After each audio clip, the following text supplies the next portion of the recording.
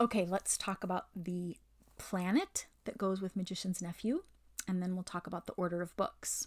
There were only two planets left, Venus and Saturn. And Venus is the planet that influences this book. I mean, in the medieval sense. Now, there's celestial Venus, good Venus. And then there's Venus when she gets inverted and everything that's good about her becomes not good. In the good way, she's all about love and beauty and new life. And she also is a comic spirit, not like a comedian, but she brings laughter and joy. And think about in the book, the first joke. Remember that? And the descriptions of, and he didn't tell the first joke, the jackdaw, he only was the first joke. And then just the descriptions of how Uncle Andrew is in the cage and the animals are throwing things at him. There is sort of this comic spirit that is in the book. And even with the housemaid, where it kept saying she was having the best day she'd ever had in her life. And the scene between Jadis and Aunt Letty, where Aunt Letty is this very old-fashioned lady, but the way she talks about Jadis, she's not afraid of her at all, is kind of this funny little sprightly moment. And then think about how much they talk about how beautiful she was. And this is when it's like Venus inverted upside down, because she used her beauty for bad, like to gain power. But the very last line of the book is Uncle Andrew talking about how beautiful this woman was, which seems like an odd way to end the story when there was the stuff about the apple and Narnia and Aslan and this new world, but that's how it ends, because that is one of the really most important things. She is second only, Venus is second to Jupiter or Jove in importance and influence power. And I don't know if you remember, but when they were between the worlds one time going through, Diggory just saw an empty sky and then stars, and there was one planet, and he thought it was probably Jupiter. He was sure it was Jupiter, which is there. Jupiter and Venus are often paired together that way. It also talks a lot about Aslan was always creating the two animals, the he-beaver, the she-beaver, the he-elephant, the she-elephant, because Venus is about love and about new life. And this new world comes to life. Aslan sings a whole world into life. It comes bursting forth.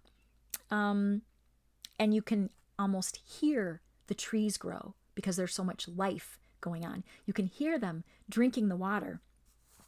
And Venus is connected with copper. Every one of the planets sort of has a metal that it's connected with. And there's not copper in this book. There's silver and gold when they make the crown, right? But Fledge, when he gets wings, they say they were chestnut colored. They were copper colored. It's just added in there as a little clue, maybe thinking that someday someone would figure this out. And someday someone did. Here's what the poem says about Venus. There's not as much, some of the ones in here are much longer. Venus is kind of short. There's rude rhyme making wrongs her beauty. Beauty is the main thing. Whose breasts and brow and her breath sweetness bewitch the worlds. Wide spread the reign of her secret scepter in the sea's caverns. So the control that Jadis wants to have over everything. But listen to the description of this. In grass growing and grain bursting, flowers unfolding, this whole new world coming to life in The Magician's Nephew is like that. The metal copper in the mine reddens with muffled brightness, like muted gold, by her fingers formed. So there's a little bit in here that mostly obviously talks about new life and things coming to life. Something very interesting about The Magician's Nephew. Here's an old book that C.S. Lewis wrote, Studies in Words. This is one of the first volumes of it. And later, he did a version where he added some extra words. And one of the worlds that he talked about is world, W-O-R-L-D.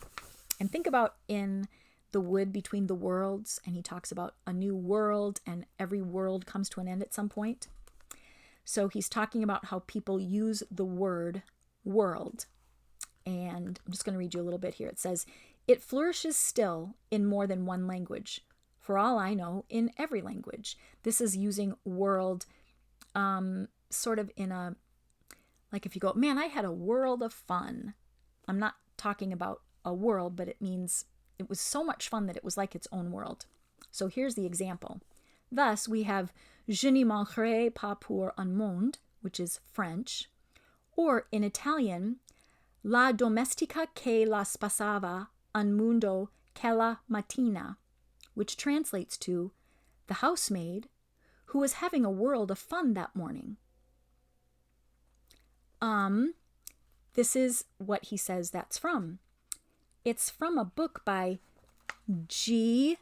Vivante, Il nipote del mago. But if you translate that, that means the nephew of the magician. And G. Vivanti was the person who translated the magician's nephew into Italian. This is the only time that he quoted one of his Narnian books in one of his like college teachy academic books. That's kind of a special thing. All right, let's talk about the order just really quickly. There's a letter. I'm going to see if I can show this to you. Can I make it spin here? Now, the light is what's going to be the problem because it doesn't like to focus on this. Okay, that's C.S. Lewis's handwriting. How can I make the light better? There. Okay. One thing you can see on the bottom line, look at the bottom line. Do you see how the ink is dark and then lighter? And you can see that on the page. It changes. That's because C.S. Lewis used a fountain pen and he dipped it in ink, and his favorite ink was Parker Quink, which blue-black.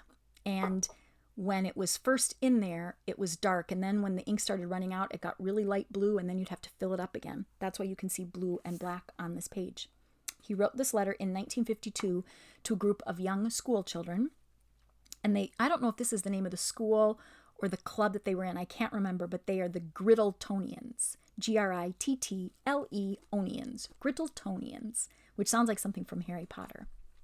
My dear Grittletonians, thank you for your nice and interesting letter. Like you, I am sorry that Peter and Susan are not coming back to Narnia. But I think, being the two eldest, they are now getting to the age at which people stop having that sort of adventure for a time. They may start having it again later, but not for some years.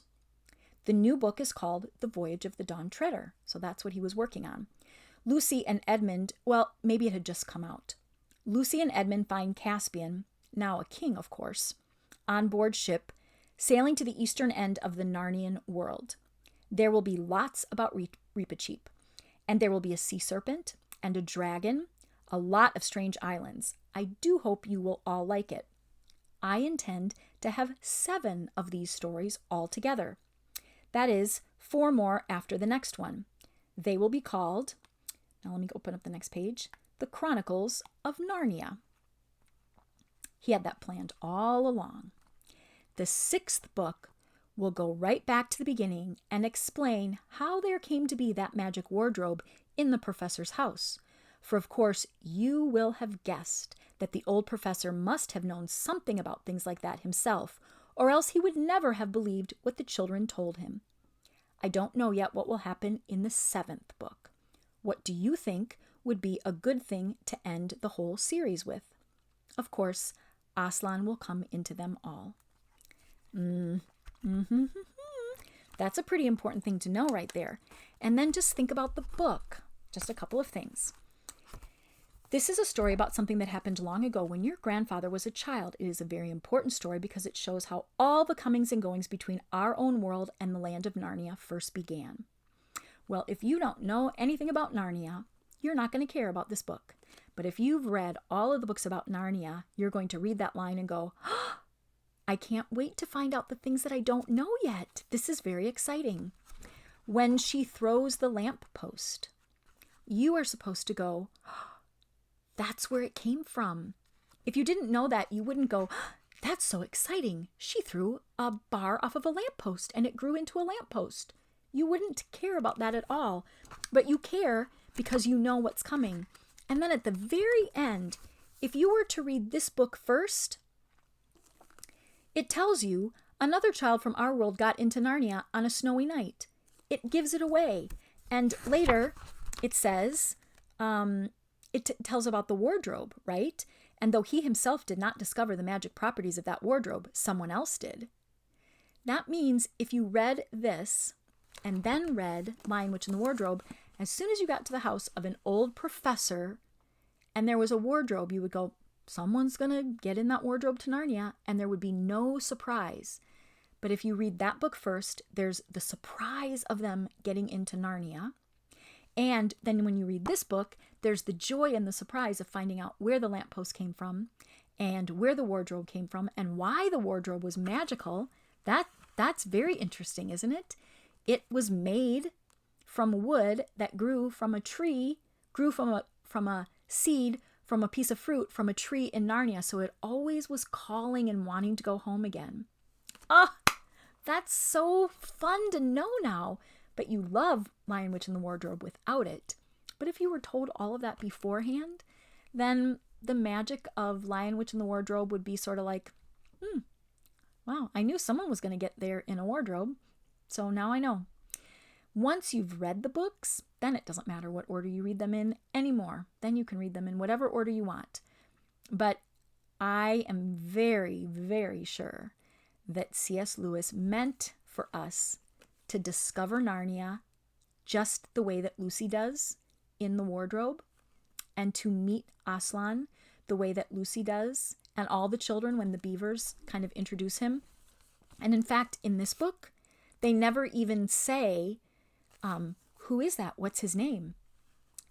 There's just all of a sudden a lion there. And if you had no idea who he was, you'd keep reading, but because you know who he is, as soon as they say there was a lion walking back and forth, you go, I know who that is. I know what's happening. There's a lot of magic that happens when a book is written well, and when you discover it and discover the things in it the way that that the author intended. So that is why I am very, very, very, very sure that it is the 6th book. Besides which, up until the whole time he was alive, this was the order that they were listed in. He never said change it, ever. He had them this way for a very certain reason. Each one kind of gets you excited about the next one, and then if it looks back, you go, I know about that because I met that person before, or I saw that place before, or I know about the lamppost. Okay, the next book is the last book. So that's sad, but it's also exciting because it's one of my favorite books. They're all my favorite books. The Last Battle. That's what we'll read next. Okay, I'll see you there.